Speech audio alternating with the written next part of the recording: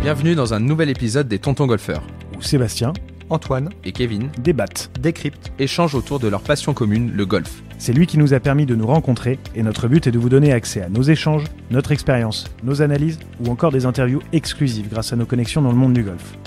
Alors que vous soyez en voiture ou à la maison, merci de votre attention et c'est parti. Bonjour à toutes et à tous et bienvenue dans ce 13e épisode des Tontons Golfeurs. Je suis toujours avec monsieur Antoine Schwartz et monsieur Sébastien Gros. Vous allez bien les gars ? Salut Kevin, ça va bien? Bonjour bien. Kevin, ça va beaucoup mieux. Tu sais. Est-ce que tu es malade encore cette semaine? Non, je vais un peu mieux, mais surtout grâce à notre invité, on en parlera. Notre superbe invité. On est très content d'accueillir pour ce 13e épisode Alexandra Vilatte, championne d'Europe, pharmacienne, golfeuse professionnelle, golfeuse amateur. Elle a tout fait, Alex. Elle a tout fait. Donc on est ravis de t'avoir. Maman aussi. Maman. Salut à tous et bonjour les tontons. Ravi d'être là.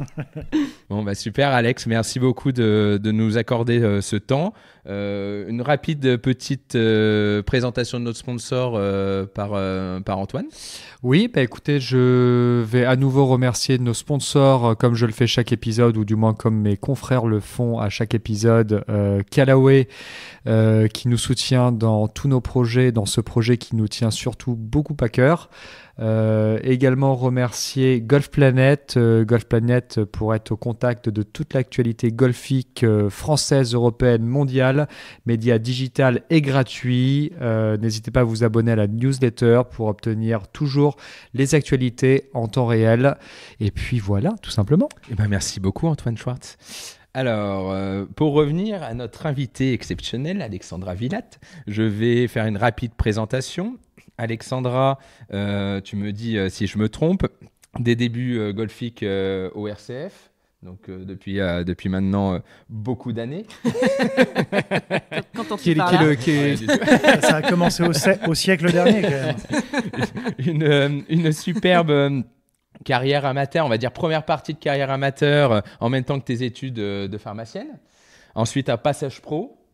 Avec une belle carrière aussi chez les pros, et puis finalement un retour chez les amateurs, une vie de pharmacienne et de maman surtout. Oui. Donc voilà, il y a une deuxième partie amateur, et avec maintenant un titre de championne d'Europe mi-amateur il y a quelques semaines.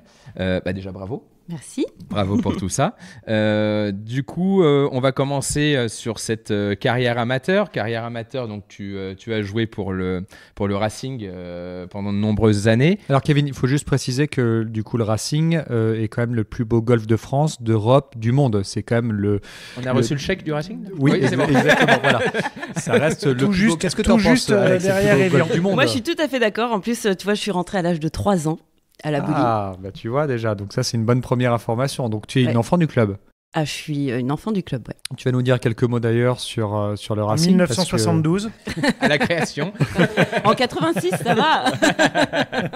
Tu vas pouvoir nous dire quelques mots d'ailleurs sur la Boulie, parce que effectivement tu es une enfant du club et la Boulie c'est une grande institution sportive, et que la personne que tu es aujourd'hui en tant que sportive, aussi en tant que femme en partie, mais aussi grâce à la Boulie. Ouais, bien sûr. Moi, depuis que je suis toute petite, je suis rentrée à 3 ans. J'allais, à l'époque, il n'y avait pas le club junior. On allait chez Rosita. Je ne sais pas si elle est encore de ce monde, mais voilà. Et puis il y avait les mêmes copains que j'ai encore aujourd'hui, Stan Geoffrin, avec qui j'ai tout partagé. Voilà. Et puis après, il y a eu l'arrivée d'Abdesh, qui a fait quand même beaucoup de bien. Donc Abdesh, c'est celui qui s'occupe du club junior et qui nous faisait faire du multisport, qui nous a montré ce que c'était que de jouer un peu en équipe, de partager des moments tous ensemble. Et puis après, je tiens quand même à dire que au début, avant, il fallait avoir 8 ans pour commencer le golf à la Boulie. Et ma mère a menti sur mon âge. Ça a commencé. Donc voilà. Ça a commencé dans le mensonge.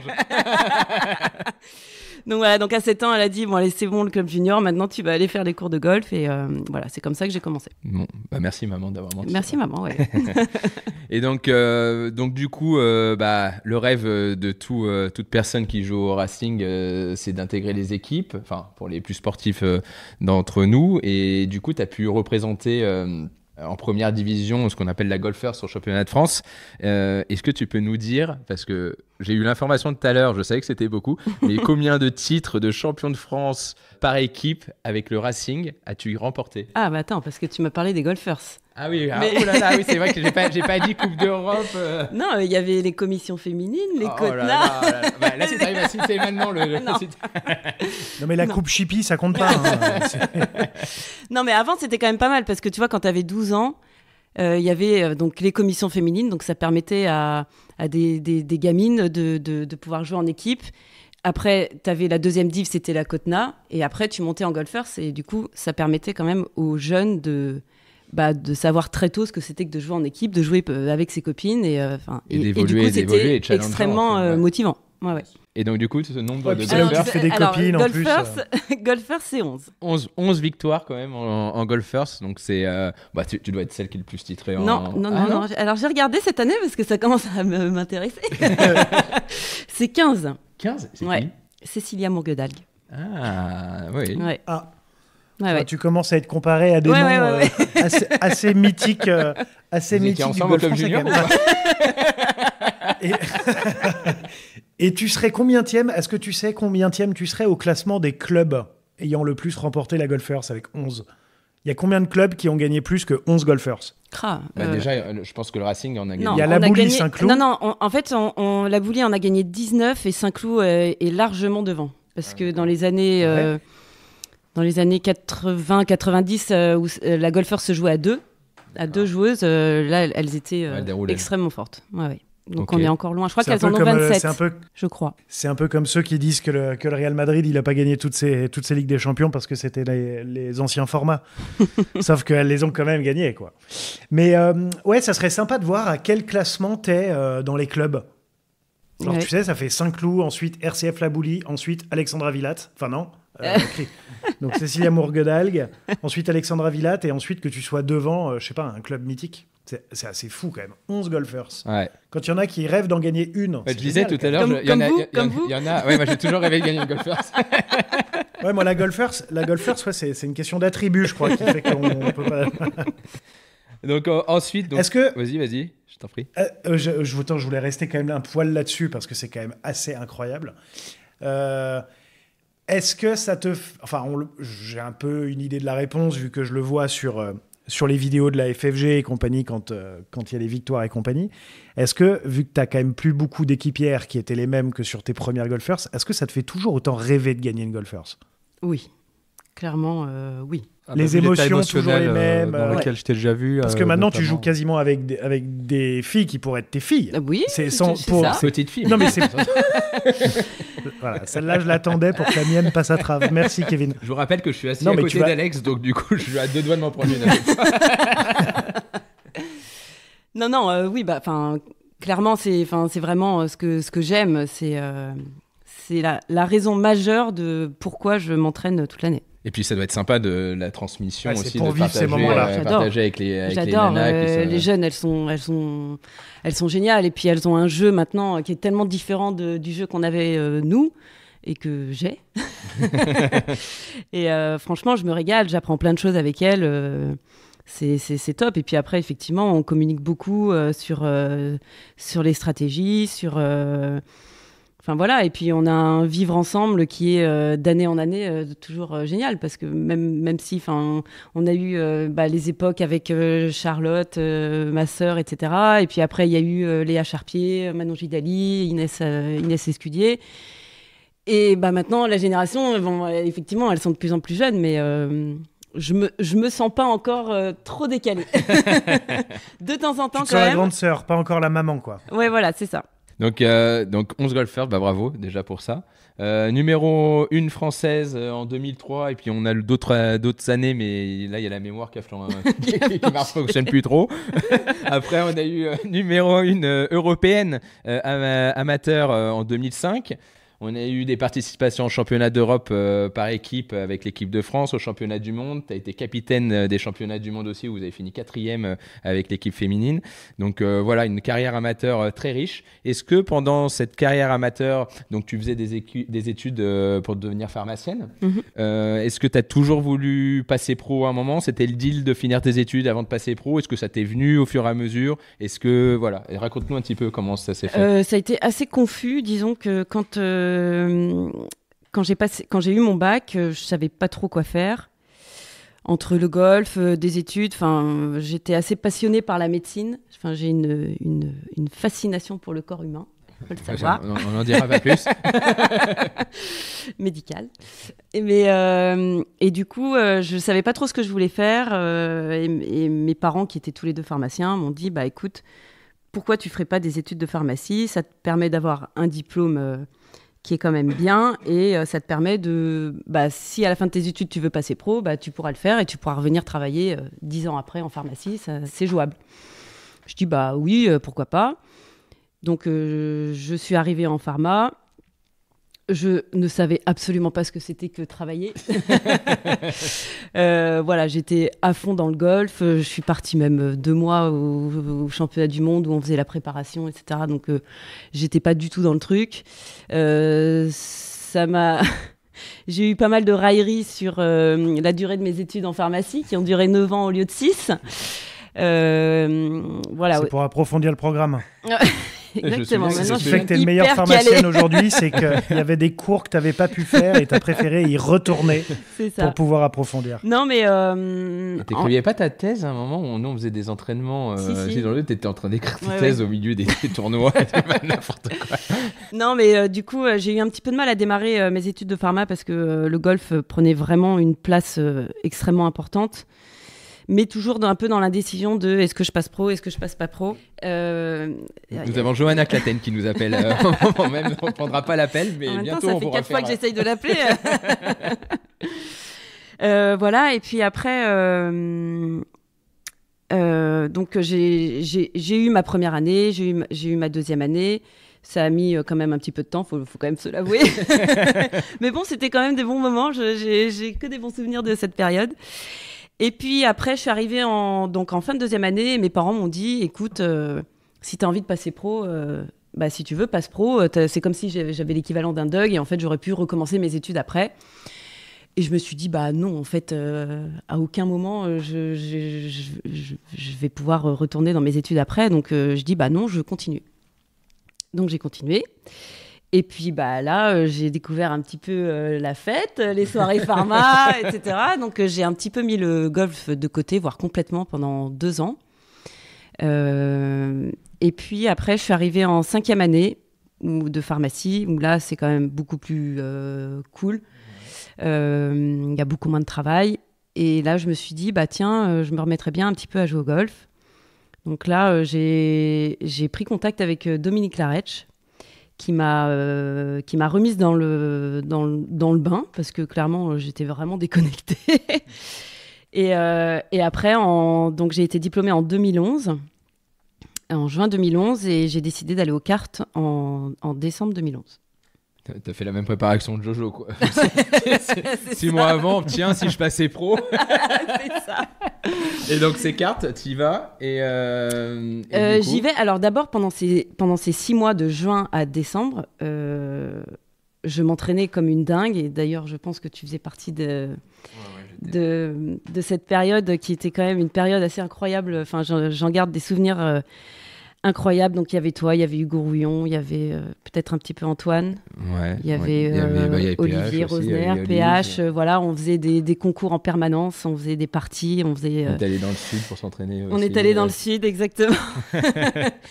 Et du coup, voilà, moi j'ai toujours marché au jeu, au challenge, enfin, je me souviens quand j'étais gamine, parfois je sortais jamais mon sac de golf, je prenais que mon putter et je passais ma journée à dire aux autres, tiens, viens faire un concours, viens faire un concours de putting. D'ailleurs, je crois que Stanislas Geoffrin me doit encore une 12aine de balles. Et ça sera envoyé à Stan, on veut cette 12aine. Et, Voilà. Et donc, du coup, de gros entraînements et tu te présentes aux cartes. Tu finis combienième de ces cartes? 9e. 9e, donc du coup, Voilà. accès full pour aller sur le LED. Ouais. Comment se passent les premières années? La première, je crois que... La première année, ça a été un peu difficile parce que je crois qu'un peu comme, il y en a certains qui arrivent très bien, mais moi je découvrais ça. Enfin, j'avais quand même passé 3 ans un peu en dilettante au niveau du golf, donc forcément il y a un moment où tu le payes. Donc je suis arrivée là, j'ai un peu observé tout ce qui se passait. Donc là j'ai perdu ma carte, donc je suis retournée aux cartes avec ma sœur qui me cadayait. Avec Rafou, Avec Rafou. qu'on salue. Exactement. Et donc là, je crois que j'ai fini 10e.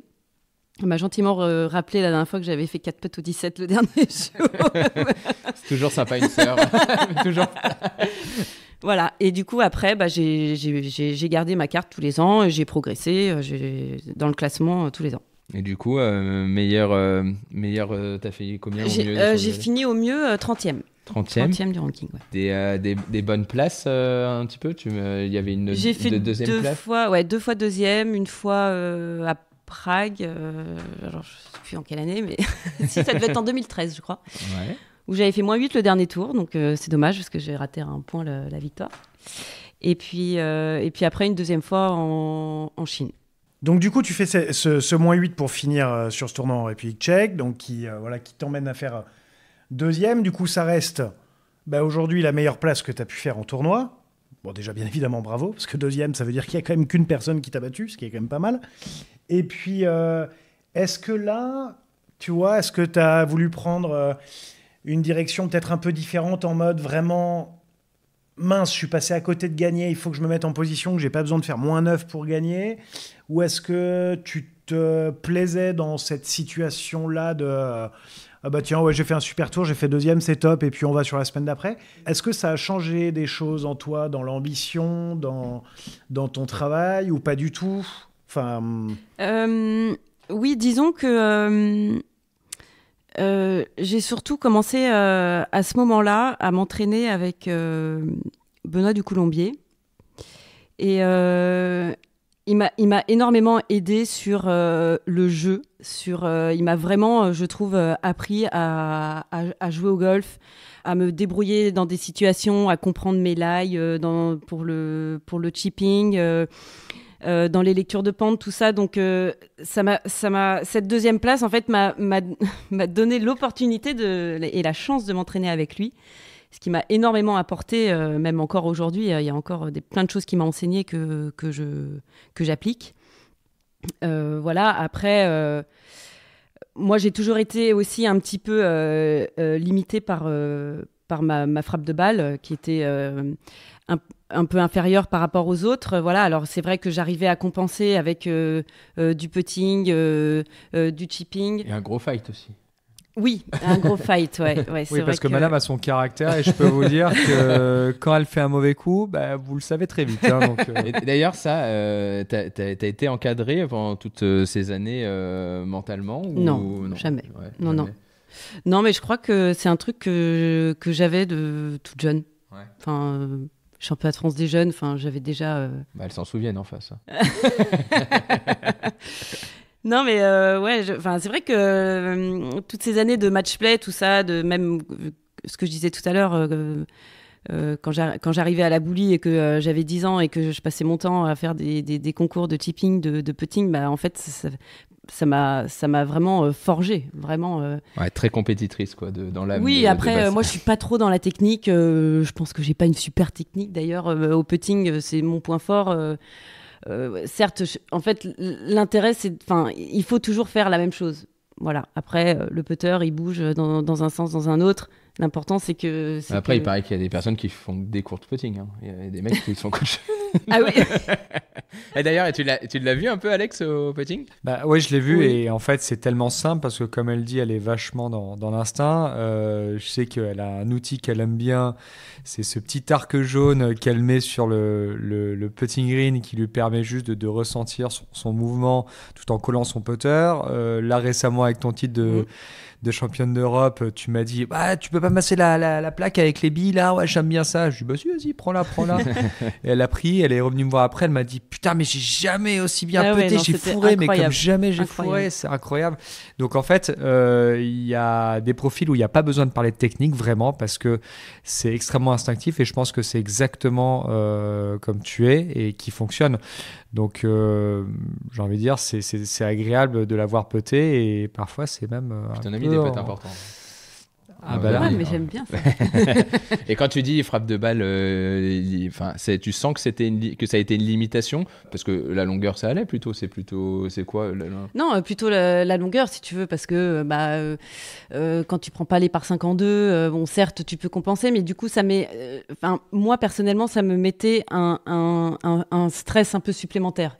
Tu vois, c'est-à-dire que parfois, je pouvais forcer un petit peu mon jeu parce que je me sentais un petit peu complexée de ça, quoi. D'accord. Parce que toute ma vie, on m'a toujours dit Alexandra, elle tape pas fort. Oui, mais j'étais là, mais oui, mais je sais peut-être, je sais chipper, je sais wedger. Fichez-moi la paix. Mais voilà, après. Donc la frappe de balle et donc du coup après, est-ce que t'as joué des majeurs? Alors, j'ai jamais joué de majeur et à chaque fois que je suis allée faire des qualifs, j'ai toujours raté à un point. Mais non. Ouais. Donc je pense que je pense que tu te chiais dessus tout simplement, non? Pour être non, vulgaire. alors me chier dessus, non, mais en fait, je démarrais toujours mal ma partie et après je jouais le feu à la fin et ça passait jamais à un coup. Donc je pense que c'était très psychologique. Je pense que j'avais peut-être un peu un petit manque de confiance en moi à ce moment-là, tu vois, de me dire oui, je peux le faire. Tu vois, genre il y a que 2 spots, je peux faire partie de ces 2 spots. Mais non. Et donc ça dure, tu fais quoi, 6 ans, 7 ans? 6 ans, ouais. 6 ans 6 ans. sur le LED. Mhm. Et C'est vas-y. Ouais, pardon, j'y pensais du coup. Quand tu parlais, là tu parles de rater un point. Sur 6 années, si tu avais une fierté, un regret de 6 années sur le tour. Fierté, ça a été ma constance, je dirais. Je passais plutôt pas mal de cuts. J'étais toujours là, tu vois. J'ai fait 2 fois deuxième, j'ai fait des top 10, tout ça, mais j'ai plutôt passé pas mal de cuts. Et après, mon regret, c'est vraiment de ne pas avoir joué de majeur. Mais c'est important ce que tu dis sur ta fierté. La constance, ça, je pense, c'est vraiment quelque chose qui est... Quand les gens disent « je fais beaucoup de cuts », je me souviens d'Antoine Rosner qui nous en a parlé pendant notre épisode avec lui, mais aussi dans les médias, là où il parle souvent de sa capacité à faire beaucoup de cuts. Et ça, souvent, je trouve que les gens le prennent comme presque quelque chose comme acquis à partir du moment là où tu joues bien et qu'on dénature complètement la capacité de faire un cut. Mais en fait, de faire un cut, ça veut forcément déjà dire que sur les 2 premiers jours, tu étais dans le premier tiers. Dans le premier tiers, vu qu'il y a 150 personnes et qu'il y a entre 50 et 65 en fonction des circuits qui font le cut. Donc ça veut dire que tu étais dans le premier tiers de tous les joueurs sur 2 jours. Et après, c'est les 3 et 4 qui vont 3e et 4e jour, qui vont faire le classement final. Donc là, effectivement, tu peux moins bien jouer. De temps en temps, justement, tu peux avoir des gens qui font top 5 alors qu'au bout de 2 jours, ils étaient que 50e. Mais d'être capable déjà d'emmener un niveau de jeu moyen constamment à aller jouer 4 tours sur des circuits professionnels de ce niveau-là, je suis assez content que tu dises ça, que ça soit une fierté, parce qu'effectivement, se mettre à un niveau moyen élevé, c'est ça le but en fait d'un professionnel de golf. C'est pas oui, d'un point de vue comptable, il faut avoir des peak week qui sont très très hautes. Après, c'est pas mal aussi de rater des cuts, mais ce qui donne de la confiance, c'est d'enchaîner des cuts, de se rapprocher d'un top 10, de finir par rentrer dans un top 10, de faire un top 5, de faire une 2e place, et en fait de se rapprocher sans cesse. Mais ce qui fait du bien, c'est de jouer des tours en compétition. Donc, à chaque fois que tu fais des cuts, tu joues des tours en compétition, donc tu te testes. Et puis quand tu dis de ta frappe, tu parlais de ta frappe de balle, ça exprime quand même un fond de jeu qui est quand même tu peux pas tout miser sur ton putting. Ce que je veux dire, c'est que si tu as fait autant de cuts, etc., c'est que malgré tout ton niveau de jeu de golf et que ta frappe de balle. Je rate très peu de coups. En fait, tu vois, je suis toujours là. C'était au club junior le dernier coup que tu as raté. Quand elle avait menti sur son âge. C'était ça. D'ailleurs, Ben, qui est ton mari, c'est son mari, il sait ton vrai âge ou pas? Ben qu'on salue aussi. Et donc, la plus grosse déception, enfin, le plus gros regret, il est de ne pas avoir joué de majeur. Ah oui. Ouais. Est-ce que il y a... Peut-être que non, hein, je pose juste la question, c'est est-ce que maintenant, avec le recul, il y a des choses que tu aurais aimé faire différemment en espérant d'autres types de résultats. Par exemple, une qualification en majeur ou gagner un tournoi, j'en sais rien, ou jouer le LPGA, j'en sais rien non plus. Mais est-ce qu'il y a des choses que tu aurais... que si tu pouvais revenir en arrière, est-ce qu'il y a des choses que tu ferais différemment ou est-ce que tu referais tout pareil et tu vivrais cette expérience comme elle a été ? Non, en fait, je pense que quand j'étais pro, si tu veux, je vivais à Montpellier et j'avais très très peu de partenaires d'entraînement. Et du coup, j'avais un petit peu perdu ce côté challenging. Tu vois, j'étais beaucoup plus dans la technique, à m'entraîner seule. Tu rumines un peu plus. J'étais beaucoup moins dans le jeu. Et alors que c'est vraiment ça qui me permet de performer. À l'entraînement, c'est d'être dans le jeu. Et du coup, j'arrive à reproduire ça quand je suis en compète. Et je pense que là, je me suis un petit peu... Après, j'ai pas eu vraiment le choix puisque mon mari habitait à Montpellier. Après, j'ai rencontré un super coach qui s'appelle Fabrice Julienne, avec qui j'ai travaillé beaucoup, beaucoup ma technique. Mais c'est vrai que j'étais moins à l'aise sur les parcours là-bas. C'était moins facile d'accès que la Boulie. Donc, je dirais que la manière dont je m'entraînais était moins adaptée à toi. Ouais. Complètement, ouais. Ouais, donc peut-être pas des regrets, non, mais en tout cas, si tu devais refaire différemment, peut-être plus conserver. Il y a un mari qui habite Paris, quoi. Voilà. En fait, c'était ça, il y avait que ça. Le plus gros regret de ta carrière, c'est ça. Ouais, non, mais donc pas forcément de regrets, par exemple, par rapport au LPGA, parce que beaucoup de joueuses, elles, ont une envie de partir aux États-Unis pour plusieurs raisons, pour tout simplement le rêve américain. Toi, c'était ton rêve de passer pro déjà, ou pas du tout ? Non, pas du tout. Après, moi, je l'ai vraiment pris comme un bonus. Tu vois, je me suis jamais dit, je vais faire une carrière de dingue. Parce que je savais que c'était pas mon délire. Tu savais qu'au bout d'un moment, ça allait s'arrêter, que tu allais vouloir arrêter. Je savais que quand j'allais avoir une vie de famille, j'allais avoir envie que ça s'arrête. D'accord, donc jamais le LPGA t'est venu en tête, te dire je tente les cartes et je vais aux États-Unis. Non. Et la vie pendant ces 6-7 années sur le tour, c'était quelque chose qui te plaisait ou 6-7 ans c'était bien ou c'était une période de ta vie que tu as bien aimé ? C'était bien. Après, parce que j'ai écouté le podcast de Jojo et Jojo, elle disait qu'elle était très égoïste et qu'elle aimait être seule, etc. Moi, j'aime être entourée. Tu vois, j'aime faire des parties. Je suis pas fan de m'entraîner seule. Tu vois, je m'ennuie vite. Tu vois, moi, j'adore m'amuser. J'adore rire. Et être seule, ça me... je trouvais ça... ça te gonflait, quoi. Ouais. Donc, et sur le tour, tu l'as ressenti, ça ? Ou il y avait quand même pas mal de filles non, parce que j'étais très proche. Donc, quand j'étais amateur, on avait fait un championnat du monde avec Gladys Nocera. Et on n'avait pas brillé, mais on avait créé des liens vraiment très forts. Et quand je suis arrivée sur le tour, elle m'a vraiment prise sous son aile. Et après, il y avait un groupe avec les Françaises, tu vois, avec Valentine Deret, avec Jade Schaeffer, Lucie André, où on était toutes ensemble, où on rigolait. Enfin voilà, là j'étais dans mon élément, tu vois, j'appréciais ça. Après, à la fin, j'en avais un petit peu marre d'avoir toujours un peu une valise ouverte chez moi, quoi. Ouais. Et puis, j'aimais quand même ma vie sociale à Paris, avec mes amis de pharma, où je ratais beaucoup de choses. J'ai cru que tu allais nous citer, mais oui, ok. Non, mais vous aussi, bien sûr, mais ma vie sociale était importante, tu vois, et je pense pas toujours ultra compatible avec une vie de golfeur pro, quoi. Du coup, un arrêt de carrière 2016-2017, programmé, pas programmé ? Alors, en 2017, j'ai joué, j'étais enceinte jusqu'à 6 mois de grossesse. Après, j'ai arrêté et donc mon fils est né. Et après, j'ai refait juste un tournoi parce que c'était en 2018, donc c'était au Maroc, c'était le jubilé de Gladys, justement. Donc je me suis dit, moi, je me dois d'être là. Donc j'ai repris les clubs et là, je me suis dit, stop, j'arrête. J'avais plus envie. Plus envie plutôt de consacrer à ta vie de famille avec Ben et ton premier enfant Charles. Oui, tout à fait. Et puis, je vais même te dire que j'avais même plus envie de jouer au golf. Pendant 1 an, après ça, de 2018 à 2019, j'ai plus touché un club, j'avais plus envie. Je me suis dit, bon non, j'arrête.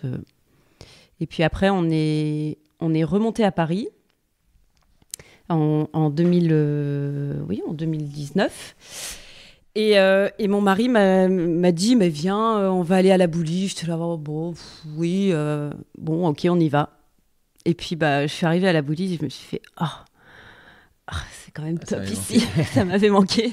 Donc avant de revenir sur cette deuxième partie du coup de vie amateur, du coup là donc là tu fais 1 an avec ton fils ou tu recommences directement pharma Non, je reprends pharma, donc je retourne. Donc là j'avais passé tous mes diplômes, j'avais ma thèse, etc. Donc là j'ai essayé de trouver un petit peu du travail à Montpellier. Donc j'ai travaillé un petit peu et après j'ai eu envie de remonter à Paris. Et donc ça s'est décidé en une soirée. Et du coup on est remonté et là j'ai travaillé en pharmacie chez une amie de ma sœur pendant 2 ans. Et voilà, après quand je suis retournée à la Boulie, c'est là que j'ai eu envie de reprendre. De reprendre, oui. Et du coup, reprendre. Donc là, tu t'es repassé amatrice. Matrice, oui. Amateur. Et là, du coup, tu reprends les tournois, tu reprends les entraînements pour la golfeur. Tu repars direct ou ça met un peu de temps Non, Alors après, j'ai eu quand même... Il y a eu quand même le Covid entre-temps aussi. J'ai eu ma fille aussi après. Ah oui, c'est vrai. C'est vrai. J'ai eu ma fille en 2020. Voilà, il y a eu le Covid. Donc, je crois que j'ai repris la Golf First effectivement en 2020, en septembre 2020.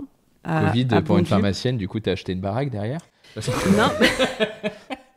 J'ai d'abord eu la chance d'acheter une pharmacie pendant le Covid. Voilà, donc là, on a quand même beaucoup travaillé. Où on peut te trouver? Alors, à la pharmacie Village Didot, à Paris, dans le 14e. Là, parfait. Avec le code Les Tontons Golfeurs, vous avez 10% sur certaines substances. Donc, n'hésitez pas. Vous serez bien accueillis. Donc là, donc pharmacienne, cette vie de pharmacienne, elle te plaît? Elle me plaît, oui. Ouais, elle te plaît. Ouais. Elle me plaît. Elle est dynamique, elle est intense, elle est avec des responsabilités. Voilà, c'est tout ce que j'aime, avec de la bonne humeur, parce que j'aime travailler dans la bonne humeur. Donc j'ai une équipe autour de moi qui est top. Et voilà. Est-ce que tu ressens des challenges ou des choses qui te font remonter aussi des choses de quand tu étais pro, etc. Oui, tu sens toi qui es justement compétitrice, etc. Oui, tu le retrouves quand tu fais des achats avec des laboratoires, il faut rien lâcher. C'est comme au golf. Donc en fait, c'est vraiment un retour aux sources, j'ai envie de dire, parce que du coup, tu as commencé à la Boulie, tu es passé pro et tu es redevenu amateur à la Boulie. Qu'est-ce qui t'ambiance vraiment du coup dans ce retour en tant qu'amateur? Est-ce que tout de suite, ton objectif, ça a été, comme tu le disais tout à l'heure, je veux regagner des titres de champion de France par équipe? Parce que je prends comme exemple, j'en parlais avec Olivier Rosner, on en parlera un petit peu plus tard d'Olivier. Nous, ce qui nous manque profondément, c'est jouer la Gougnou, c'est gagner la Gougnou. On a fait notre dernière année amateur où on a gagné la Gougnou. Il y avait Kevin, il y avait Antoine, il y avait Hugo, il y avait PH. Donc c'est vraiment quelque chose qui nous animait. Et c'est vrai que quand on vous voit, quand on vous a vu gagner et quand on voit l'énergie que tu dépenses dans cette compétition et qu'on sait qu'à chaque moment de la saison, du moins à chaque moment de l'hiver, tu te prépares pour ça, on sent que c'est ça et c'est rien d'autre, quoi. Ouais, bien sûr. C'est vrai que... la golfeur, c'est clairement la raison pour laquelle je suis repassée amateur. Enfin, c'était la raison principale. Après, j'ai aussi retrouvé mon compère Hugo Rouillon qui m'a proposé de faire plein de tournois vraiment exceptionnels. Et ça, j'y avais vraiment pas pensé. Je m'étais vraiment pas dit, c'est vrai qu'en amateur... passé un certain âge, on peut faire des tournois qui sont quand même super sympas. Et du coup, je l'en remercie pour ça parce que vraiment, je me régale avec lui. Puis à chaque fois qu'il est là, je gagne. Donc, et puis c'est sympa, vous y allez souvent avec vos conjoints. Ouais. C'est quoi comme tournoi exceptionnel dont tu parles? En septembre, on est parti jouer le Farrell. Donc c'est un tournoi à New York qui est organisé vraiment à l'américaine, sur un parcours exceptionnel. Enfin, on est reçus comme des rois. On a passé 10 jours où on a joué plein de parcours, où la MJA, donc la Ligue de New York, nous a invités à jouer des parcours vraiment fabuleux. Et c'est vraiment des choses... T'as gagné d'ailleurs? Ouais, j'ai gagné. J'ai gagné. Bon, ça a Elle est été un modeste. peu en formule tronquée parce qu'on a eu un temps épouvantable et qu'on n'a pu jouer qu'un seul tour. Mais bon, c'est... Ouais, donc tu as des beaux tournois et je sais que Hugo, il reste aussi compétitif Oui, bien sûr. aussi. Sûr. Et donc, du coup, vous faites des beaux tournois et notamment, vous étiez. C'était au même endroit, le mid amateur hommes et femmes. Ouais. Ouais, du Ouais, coup, ouais. vous étiez tous les deux donc en Lettonie, si je me trompe pas. Ouais, on est pour le partis championnat d'Europe. tous les deux. Après, il y a Paulette et Benji qui nous ont rejoints. Et c'est vrai que c'est lui qui m'a qui m'a remise dans ces tournois-là parce que c'est pas le genre de truc auquel, enfin, j'y serais pas allée toute seule, je pense. Enfin, j'aurais pas eu l'idée d'y aller. Il m'a dit, mais si, mais viens, il y a quand même des trucs sympas quand t'es mid. Je dis, bah oui, c'est vrai. Et puis voilà, feu, quoi. Et du coup, le format, tu gagnes c'est quoi, c'était 3 jours? C'était 3 jours, oui. Donc, sur un parcours superbe, magnifique. On a eu un temps, par contre, épouvantable. Et ça t'aime bien, ça? Ouais, j'aime bien être dans le dur, ouais. J'aime bien, j'ai toujours... Et du coup, de l'adrénaline, un peu de pression, Bah oui, de toute façon, même à la coupe du chapeau, j'ai toujours les mains qui tremblent au départ du 1. Mais ouais, j'ai fait un bon premier tour. Après, j'ai fait un deuxième tour moyen où je suis un peu... parfois, je suis un peu... comment dire j'ai un peu le défaut de mes qualités, c'est-à-dire que je peux être très hargneuse, mais parfois, ça me porte préjudice. Ouais. Et du coup, j'en veux trop, je surjoue et ça m'énerve. Donc voilà. Mais bon, j'ai réussi à tenir quand même mon score le deuxième jour. Et puis après, le troisième jour, j'ai fait une partie incroyable où, comme disait Antoine, grâce à tous ces tips qu'il m'a donnés avant de partir, j'ai eu un putting de fou, quoi. C'était incroyable. À tel point que la fille avec qui je jouais au 15, elle m'a dit, à la fin de la partie, tu pourras venir me donner une leçon de putting. J'espère que tu lui as donné mon 06, parce que c'est surtout ça qui m'intéresse. Là, elle lui a dit, j'ai jamais fait de technique de ma vie. Par contre, j'ai défié tout le monde dans mon club sur le putting green. Trop bien. Donc, voilà. Donc ça, Hugo, il a fini combienième? Hugo, il a fini dans le top 20, ouais, mais Hugo, il s'est un petit peu tiré une balle dans le pied au départ. Il a fait son petit +9 et après, il a joué son jeu. Mais c'est dommage. Mais... Bon, super. Et effectivement, comme tu disais, ce putting aussi qui a été présent. Bon, forcément, pour gagner un tournoi, il y a un grand jeu aussi qui est présent. Et j'aimerais qu'on parle de ton coach, Olivier Rosner, qui est aussi un de nos amis. Oui, qu'on salue aussi. Ouais, qu'on salue. Et c'est vrai que Olivier, moi, j'aime bien parler de toi avec Olivier, notamment sur votre relation que vous avez sur votre swing, le coaching qu'il a. Et Olivier me dit toujours, mais avec Alex, c'est tellement simple, c'est compliqué, mais c'est tellement simple au final, parce que tu marches énormément à la confiance. Bien sûr. C'est vrai que j'ai assisté à une de vos séances là, il y a quelques jours, le dimanche, où tu avais ces beaux par-dessus que tu faisais, ces espèces de petits cuts pour carrier vilainement le 140 mètres à la boulie. Tu vois, tout le monde s'est toujours moqué de moi sur ma distance. Mais tu crois qu'on se moquait pas de moi? Tu crois qu'on se moquait pas de moi avant, aussi, alors que moi je carriais 240 mètres, mais je fourrais tout à gauche à droite, je jouais comme un petit Jésus. Mais effectivement, parle-nous un petit peu la relation que vous avez avec Olive sur ce coaching. C'est vrai que... Olivier, qu'on rappelle juste, est le frère, pour tout le monde le sait pas forcément, est le frère d'Antoine Rosner qu'on a eu sur un autre podcast et que vous connaissez peut-être déjà un peu plus. Et qui est coach à la boulie aussi, oui. Olivier, c'est vrai que quand je suis revenue à la boulie, c'est vraiment lui qui m'a redonné envie de jouer. Clairement, enfin, tu vois, j'avais effectivement ce projet de rejoindre Golfers, mais c'est lui qui m'a... on a tout de suite... ça doit faire 3 ou 4 ans, je sais même plus, qu'on s'entraîne tous les mercredis à 11h30 jusqu'à 13h. Et c'est vraiment... on se connaît très, très bien. Il me connaît par cœur. Je pense qu'on se connaît depuis... même, je pense que je suis très amie avec sa maman et je pense que même quand il était petit... tu le gardais? Non, mais je pense que il entendait parler des sœurs Villatte, des Villatte, etc. Donc c'est vraiment une relation, je trouve qu'on a qui est très particulière. Et je trouve que c'est un excellent coach qui s'adapte vraiment très bien à tous ses joueurs. Moi, il a très bien compris ma manière de fonctionner, à tel point que voilà, il y a même des jours où je lui dis allez aujourd'hui encense-moi, j'ai besoin que tu m'encenses.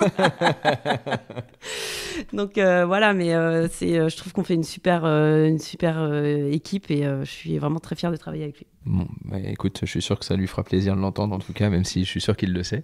Donc, c'est quoi le rythme d'entraînement maintenant d'une ex-pro, presque néo-amatrice à nouveau, et pharmacienne et maman? Tu fais comment? Déjà, il faut avoir une équipe familiale très présente. Et un club junior. Et un club junior. Non, c'est vrai que le mercredi, je m'entraîne tous les mercredis. Donc effectivement, de 11h30 à 13h. Maintenant que mon fils a 7 ans, je l'emmène avec moi. Il adore le golf, donc ça m'arrange bien. Je crois que j'ai quand même bien travaillé à ce niveau-là. Et après, le dimanche, tous les dimanches, je joue. Je fais une partie avec les copines ou avec mon mari, mon beau-frère, ma sœur. Enfin voilà, le jeu pour moi est vraiment hyper important. Et j'aime m'entraîner le mercredi, avoir mon heure et demie, même quand je suis rentrée des championnats d'Europe que j'ai gagnés. Dimanche, lundi, Olive m'a envoyé un message, il me dit « Mais est-ce que tu viens mercredi ?» Je dis « Oui, bien sûr, je viens parce que j'ai besoin de ça, parce que même si je vais pas faire un entraînement de folie, j'aime bien être à la boulie, j'aime bien... voir les jeunes. De temps en temps, je joue avec les jeunes. C'est un endroit où je m'y plais. Et pas forcément que pour taper des centaines de balles, mais pour ressentir cette atmosphère qui me plaît. Passer des bons moments avec tout le monde, parce que c'est vraiment une deuxième famille, hein. Comme tu dis, tu es né là-bas, tes parents sont à la Boulie, tes grands-parents étaient là, c'est plusieurs générations maintenant qui sont là-bas, donc c'est vrai que même moi qui suis pas, entre guillemets, un enfant de la Boulie parce que je suis arrivé à 16 ans, j'imagine que quand il y a plusieurs générations en arrière, il y a quand même de belles choses qui se sont passées, et que quand tu y vas, tout simplement, c'est Alors, ta famille, mes grands-parents n'étaient pas à la Boulie. C'est mes parents qui ont initié le truc. Mais après, c'est vrai que mes parents ont beaucoup d'amis à la Boulie, et c'est vrai que quand j'y vais, mon mari me dit toujours mais quand on arrive à la Boulie, c'est insupportable, tu fais 5 mètres, tu fais 10 mètres, et t'as toujours quelqu'un avec qui discuter. C'est vrai que, voilà, effectivement, c'est une deuxième famille. Mon père a toujours comparé ça à notre maison secondaire. Belle maison secondaire. C'est un très joli jardin. Voilà, donc oui, c'est vraiment un endroit où je m'épanouis et où j'espère que mes enfants s'épanouiront comme moi je me suis épanouie quand j'avais leur âge. Et donc, qu'est-ce qu'on peut te souhaiter pour la suite là, des aventures d'Alexandra Villatte Qu'est-ce qu'on peut te souhaiter? Tout d'abord, là, du fait d'avoir gagné le championnat d'Europe, j'ai été invitée à faire l'US Midam, donc au mois de septembre. Super. Fabuleux. Donc, je prends ça comme un petit majeur. Tu as réussi. Yes. Voilà, donc là, je sais que je vais m'entraîner dur pour ça. Voilà, j'ai pas fini, je crois, d'embêter Olivier sur sur ma frappe de balle. Et essaie de le persuader de venir avec toi. Olivier, oui, tu vas venir, j'arrête Olivier. pas de lui dire mais qu'est-ce qu'il faut que je fasse pour que tu viennes un jour avec moi en tournoi. Je lui dis là il y a l'US Midam quand même. J'essaye, je donne tout. Voilà, et puis après évidemment il y a une série en cours de golfers, donc on est à 3 de suite. On avait déjà fait 8 de suite. Après, je vais pas dire que on pourra le refaire parce que je trouve que le niveau devient de plus en plus difficile, de plus en plus serré. Enfin, il y a plus de petits matchs. Donc, j'espère qu'on va pouvoir les regagner les années suivantes. Et puis que nos Américaines, qui commencent à être nombreuses, vont pouvoir revenir. Qu'est-ce que tu pourrais donner comme conseil, on va dire, pour les amatrices de tout niveau, et un petit conseil un peu plus spécifique pour celles qui ambitionnent d'aller chez les pros ou de jouer à haut niveau? Ou devenir pharmacienne. Déjà, oui, c'est sûr, les études, c'est important. Non, en fait, j'aimerais juste dire que je pense qu'à tout niveau, ce qui est hyper important, c'est de s'amuser. C'est vraiment le golf, c'est un jeu, et vraiment d'apprécier de choisir un coup à faire, de jouer un coup, tiens, celui-là, je vais le faire comme ci, je vais le faire comme ça, de faire des parties avec ses copains, voilà, vraiment de prendre du plaisir. Pour moi, c'est vraiment le plus important. Et après, pour les jeunes proètes, je dirais que c'est vraiment de bien savoir s'entourer. Je pense que l'entourage, c'est tellement important. Et puis, dès le plus jeune âge, quoi. Enfin, on les voit, hein, toutes celles qui perfent, c'est vraiment celles qui ont des cadets qui sont là depuis des années avec elles, des coachs. Enfin, voilà, avoir des gens de confiance autour de soi, je pense que c'est vraiment important. Ok, super. Est-ce que tu veux dire un autre petit mot, autre chose pour terminer cet épisode? Benjamin, je t'aime. Benjamin, si tu m'écoutes. Non, un petit bisou à mon papa chéri. Un petit Voilà. bisou. Bon, on fait aussi un petit bisou à ta sœur, à Raphaël, à ton frère Frédéric, parce que c'est tous des excellents joueurs et joueuses de la boulie. Il y a mes neveux et nièces aussi qui commencent aussi à voilà, toute la apprécier nouvelle génération. le jeu de golf. Et puis, Est-ce que tu es toujours la plus forte de la famille? Oui, je crois. Oh, quelle humilité. Oh, ce petit oui, je crois. La plus titrée, en tout cas, oui, je pense que de loin. Il y a Ouais, pas. ouais. Ah, mais ma sœur, attends, elle a gagné 7 golfers ou... Non, plus que ça, 9, je crois. Non, ma sœur, ouais. elle est pas mal aussi. Et Rafou, avoir une petite présence en golfers pour Rafou, est-ce que c'est quelque chose qui peut être envisageable ou pas du tout, ou elle est moins entre guillemets impliquée que toi? Alors, elle est beaucoup moins impliquée. Ma sœur, son kiff, c'est le ski nautique. Non, ma sœur, après, maintenant, elle a 3 enfants. Moi, j'en ai que 2. Ça fait quand même une grosse différence. Et puis, voilà, je pense qu'elle a jamais aspiré à faire plus. Maintenant, elle aime jouer. Elle aime jouer le mid en équipe avec moi. Voilà, après, maintenant, et puis je pense qu'il y aura un plus grand décalage entre elle et les petites jeunes. T'es en train de dire que Non, c'est une vieille fille, ta sœur? Non, mais s'il te plaît. Non, ma sœur est un petit peu plus terre à terre que moi. Moi, je suis... Bon, alors on pourrait peut-être envisager une golfers avec toi et ta fille Diane, même si elle est jeune, elle a 4 ans. Pourquoi pas aussi, ouais, parce qu'on a des filles quand même qui sont très jeunes dans l'équipe de golfers, donc pourquoi pas envisager ça d'ici 10 ans, 11 ans? Ça pourrait être jouable, n'est-ce pas? Ouais, enfin, il va falloir que... Heureusement que t'es pharmacienne. J'ai deux, trois tips. Vous pouvez toujours retrouver Non, moi, Alexandra. Je voulais te poser une petite question, vu que je pense que tu as quand même toujours un petit œil sur ce qui se passe, dans le monde du golf professionnel féminin. Mm-hmm. Je voulais savoir un petit peu ce que tu pensais de la nouvelle génération. Alors Céline est moins de la nouvelle, on va dire, génération, vu qu'elle est quand même installée depuis un moment. Mais des résultats de Céline et autres Françaises qu'on peut avoir, tu vois, de comment est-ce que tu imagines un peu la suite? Est-ce que tu as des petits paris à prendre aujourd'hui sur attention, il faut garder un œil sur celle-là? Comment tu vois le golf féminin professionnel? Je pense que le golf féminin professionnel français se porte extrêmement bien, avec les performances de Céline qui sont juste incroyables. Et puis après, il y a aussi Perrine Delacour qui s'entraîne dur, qui vient de gagner, qu'on félicite aussi. Ouais, c'est vraiment une joueuse exceptionnelle. Elle a un super coach qu'on a la chance d'avoir à la Boulie, Greg Buisson. Voilà. Après, je pense aussi à Agathe Lenné, qui est vraiment une super joueuse, qui a aussi un très bon coach, mais encore à la Boulie, mais c'est quand même extraordinaire. Qui a encore un super coach, Vincent Lousteau. Vincent Lousteau, qui est là depuis toujours. Voilà, je pense un que basque adorable et passionné du jeu. Je pense que des joueurs comme ça, même Mathieu Pavon, qui montre vraiment la voie à tous les jeunes, voilà. Mais je remarque quand même que Mathieu Pavon et Céline Boutier, c'est vraiment 2 bourreaux de travail, et qu'ils ils sont pas là par hasard, et qu'ils sont aussi su s'entourer comme il fallait avec leur coach, faire les bons choix au bon moment. Voilà. Ouais, bah ça, tu viens de dire un petit truc tu viens de mettre 2 choses en relation qui sont hyper importantes. Je vois beaucoup, je suis une petite fouine, moi j'adore lire les commentaires et compagnie qu'il peut y avoir sur les réseaux sociaux, sur les publications, et j'adore voir écrit une des phrases qui selon moi est l'une des plus fausses qui existent, c'est le travail paye toujours. qui pour moi est archi fausse, encore plus dans un monde aussi ingrat que le golf professionnel. C'est le bon travail qui paye toujours. Donc, quand tu es un bourreau de travail, c'est bien, mais en plus, quand tu bosses bien, c'est bien. Et comment est-ce que tu fais pour bien bosser ?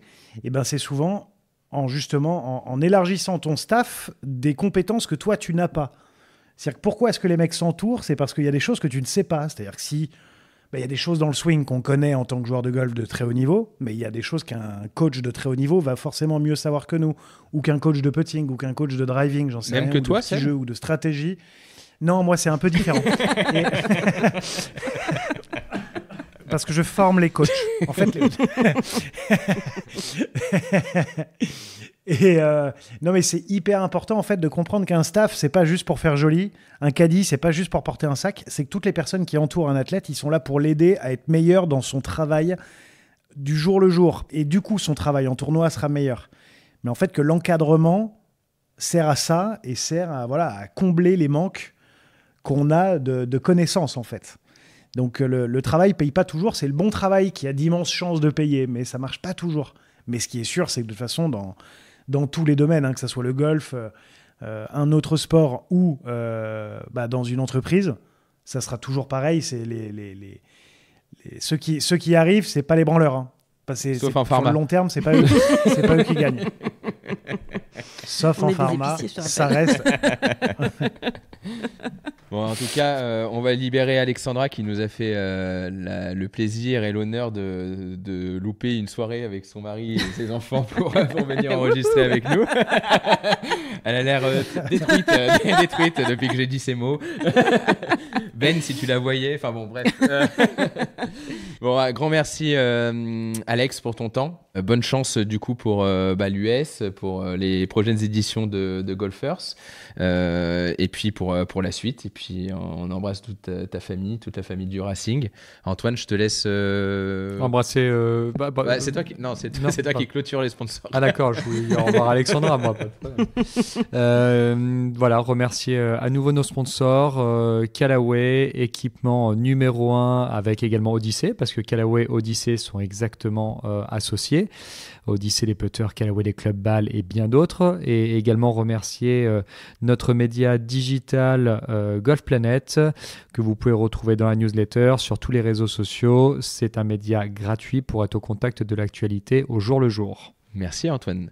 Et Alex, un dernier petit mot avant que Seb puisse clôturer ce bel épisode. Je voulais remercier les tontons golfeurs parce que franchement j'ai été très touchée de votre invitation. Et j'espère revenir un jour, pourquoi pas. Tu gagnes l'US. Ouais, je gagne l'US, ok. Tu gagnes l'US, tu reviens tout de suite. Okay, une broutille. Merci en tout cas. Merci à toi. Bon, en tout cas, merci beaucoup à toi, Alex. Encore bravo de notre part à tous les trois et je pense de plein de golfeurs français aussi. Gagner un championnat d'Europe, ça a quand même une valeur assez inouïe. Donc, bravo à toi. Merci à toi. Merci à vous toutes et à tous de nous avoir écoutés jusqu'au bout encore une fois. Merci pour tous vos différents retours que vous nous faites sur toutes les différentes plateformes, sur les étoiles que vous nous laissez, les follow sur les différents réseaux sociaux sur lesquels vous pouvez à chaque fois nous joindre. Là où vous serez toujours au courant de nouveaux épisodes, les nouveaux invités. C'est là où vous pouvez nous contacter aussi de la manière la plus simple. On sera toujours là pour vous donner un peu de notre temps. On clôture ici cet épisode. Merci encore à Kevin et Antoine aussi de la compagnie. Merci Alex. Et à très bientôt pour le prochain épisode des Tontons Golfeurs. À bientôt. À bientôt.